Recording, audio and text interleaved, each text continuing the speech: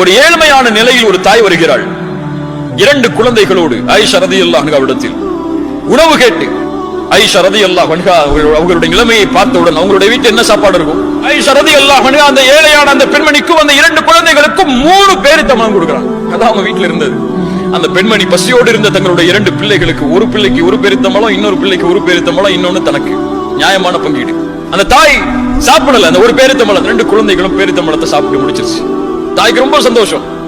அதுக்கு பிறகு அந்த பேரித்தம்பழத்தை சாப்பிடலான்னு வாய்க்கு கொண்டு போறாங்க. அந்த 2 குழந்தைகளுக்கு கேக்குது எனக்கு கொடுங்கன்னு சொல்லி. உடனடியாக அந்த தாய் அந்த 2 பேரித்தம்பழத்தை பிரித்து ஒரு பகுதியை ஒரு குழந்தைக்கு, இன்னொரு பகுதியை இன்னொரு குழந்தைக்கு கொடுக்கிறார்கள்.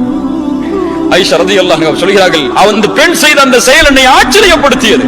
சுப்ஹானல்லாஹ். ரசூலுல்லாஹி ஸல்லல்லாஹு அலைஹி வஸல்லம் வந்தவுடன் அதை நான் அறிவித்தேன்.